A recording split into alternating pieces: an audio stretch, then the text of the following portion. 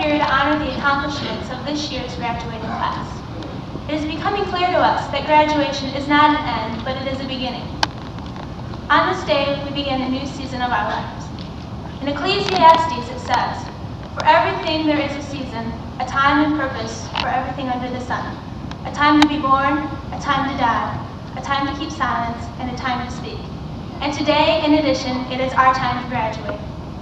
Throughout the years, we have learned principles that stress the codes of ethics and the morals of right and wrong, so that in the future, we would be prepared to apply them to our trials and to help us make the right decisions when we would have to. We will be given choices now in our lives more than we have ever had before.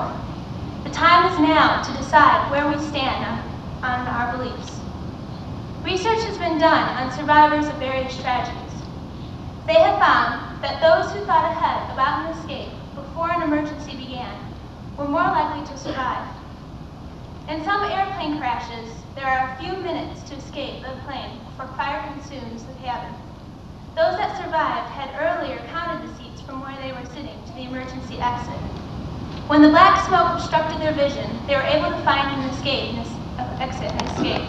It only took just a moment beforehand to think of an escape before the accident. We here have the same opportunity in life. We can either wait until a dilemma comes up and hope that we make the right choices, or we can set our standards now before we are confronted with a trial. The goals that we make now will help us in the future.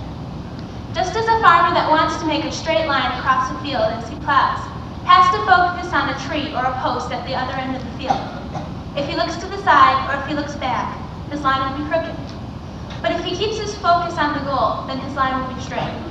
Proverbs 4 reminds us, "Let your eyes look straight ahead and fix your gaze directly before you. Do not swerve to the right or to the left, and take only the ways that are firm." A lot can be learned from the leaders of the Bible who blazed their own trail when others around them submitted to the popular edicts. Daniel, for instance, purposed in his heart not to conform to the world. Even though he was young and in a foreign land, he had decided that he wasn't going to break God's laws if he was ever pressured by his captors. Daniel succeeded and became an advisor to the king. Job was put through the ultimate test of losing his family and his estate. He could have taken the easy way out to ease his pain and satisfy his comfort. But he held fast to God, even though his friends and wife urged him to curse God. Job's faithfulness was rewarded with twice of what he had lost. When government administrators were planning to discredit the Jews and hang them, Esther showed her courage as she did what was right for her people, while endangering her own comfort and security. She used the gifts that God gave her to help others and not herself. My challenge for you today is to set up standards now, because the road ahead of us is full of unexpected predicaments. Rudyard Kipling once wrote a poem that listed the characteristics of what one needs to succeed in his poem If you can keep your head when all about you are losing theirs and blaming it on you. If you can trust yourself when all men doubt you, but make allowances for their doubting too. If you can wait and not be tired of waiting, or being lied about, don't deal in lies, or being hated, don't give way to hate, and yet don't look too good nor talk too wise. If you can dream and not make dreams your master, if you can think and not make thoughts your aim, if you can meet with triumph and disaster and treat those two imposters just the same, if you can fill the unforgiving minute with 60 seconds worth of distance run, yours is the earth and everything in it, and which is more, you'll be a man, my son.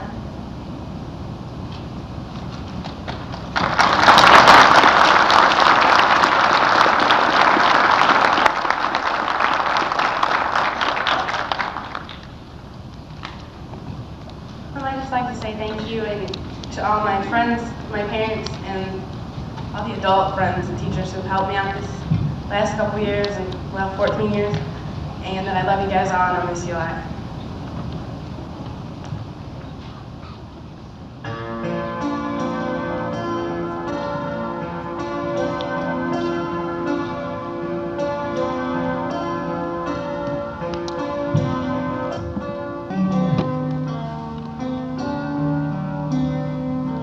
And if only I could choose, I'd stay with you.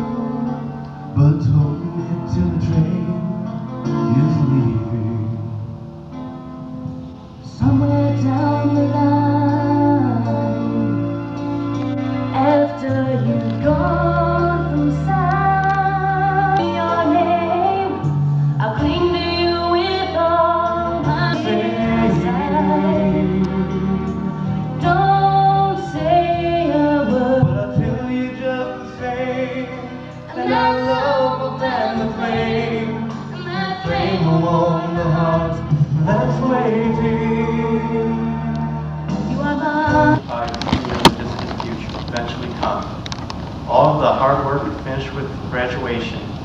possible through the work of many people. I'm grateful for my parents who have sacrificed some money for a quality education. They have provided encouragement and continue to support me in what I do. In addition, my teachers, who have in a way become missionaries, have willingly offered their time to us. They have given up a lot for their students and have certainly influenced me during the years I have gone to First Assembly.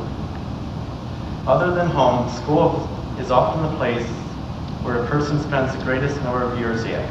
It covers more than a decade of a person's childhood and teenage years, and besides teaching academic skills, it inevitably affects much of what a person thinks and believes. For me, I had the opportunity to spend those years at First Assembly. I'm grateful for the enduring values they have taught me, which I may have not received elsewhere. Those values have assisted me in numerous ways. Throughout the years, I found that determination and perseverance were often necessary to complete a job. When a task was assigned, it was easy to give up, especially if the task was difficult and long. The more formidable the task, the easier it was to simply leave the job undone. However, few things can be accomplished without some resolve, and success in anything is the result of firm determination and firm resolve. Continued, steady work will often finish the job, but a person full of anxiety and worry will find the work almost impossible.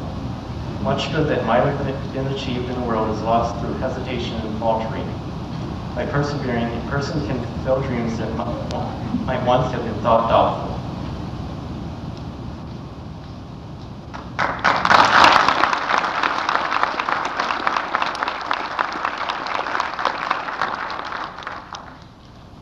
Parents, friends, staff, and fellow seniors and friends.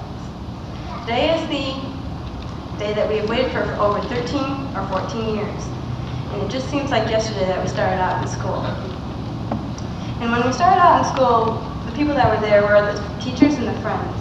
And the friends are the ones that made the memories for us.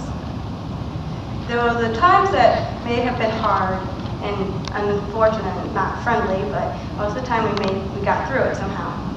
Friends, please remember all these wonderful times that we've shared.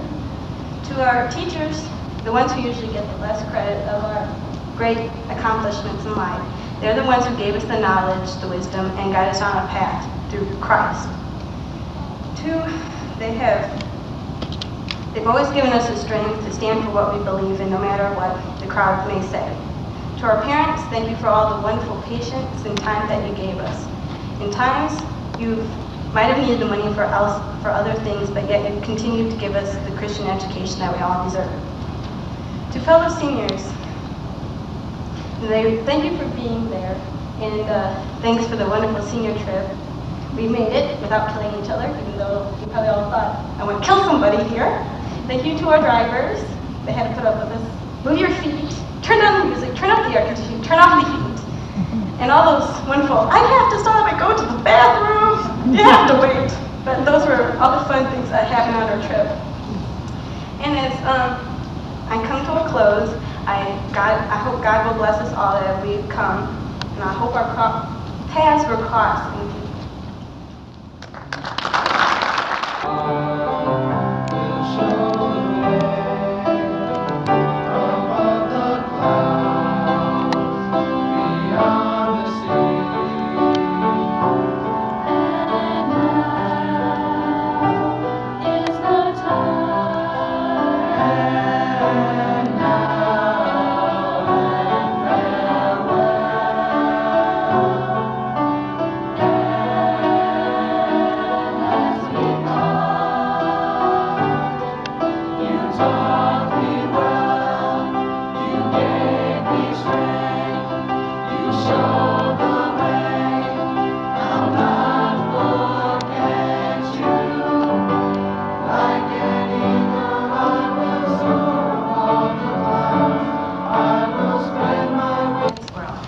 Throughout the years, our class changed sizes many times.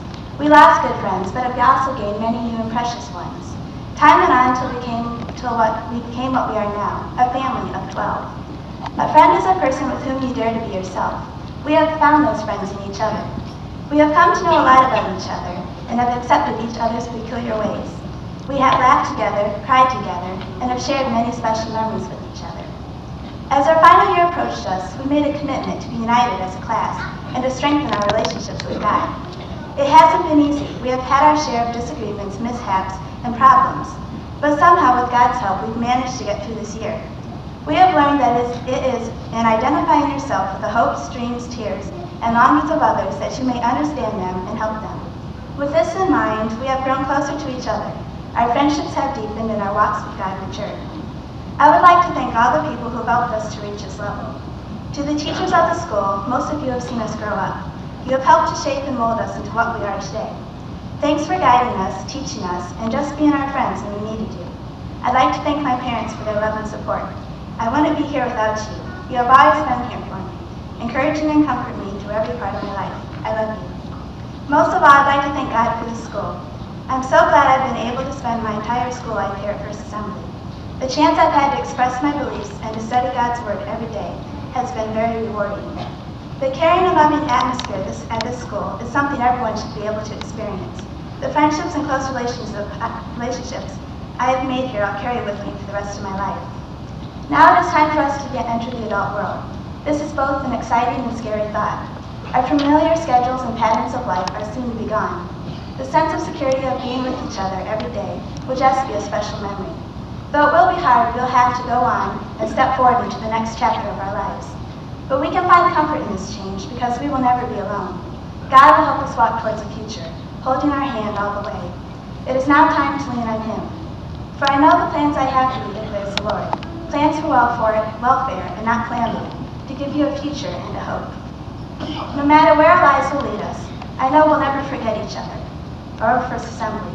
The people in this school have played important parts in our lives, and as we think back on our school lives, we will do as Philippians 1:3 says, I thank God every time I remember you.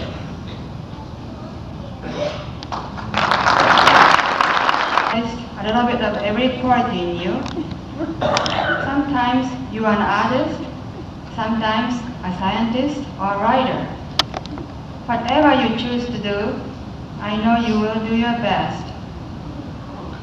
Eric, you have been a great help on the farm, shoveling corn and digging large holes for end posts. We just wish you a wonderful future and God's many blessings.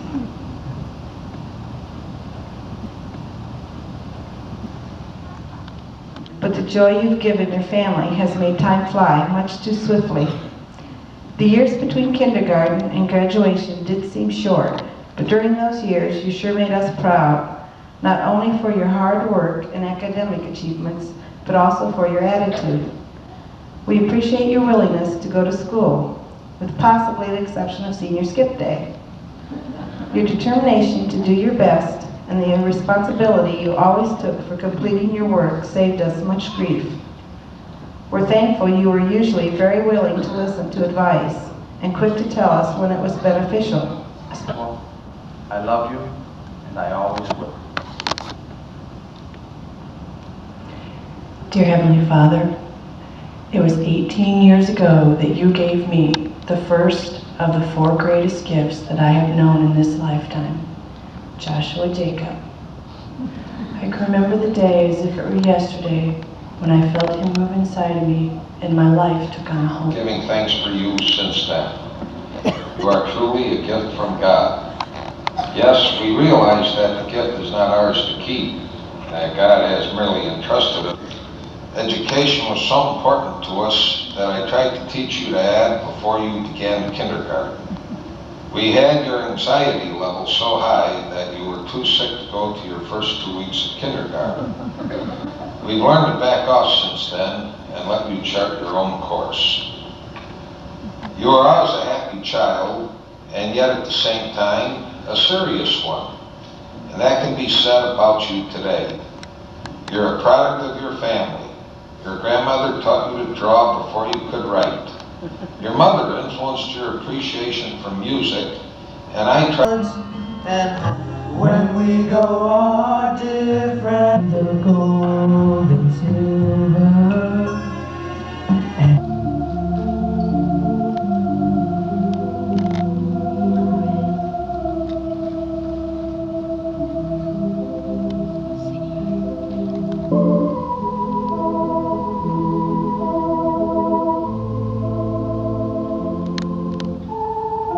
knowledge and the gifts that God has given you. In Romans 11 it says this, "Oh, the depths and the riches both of the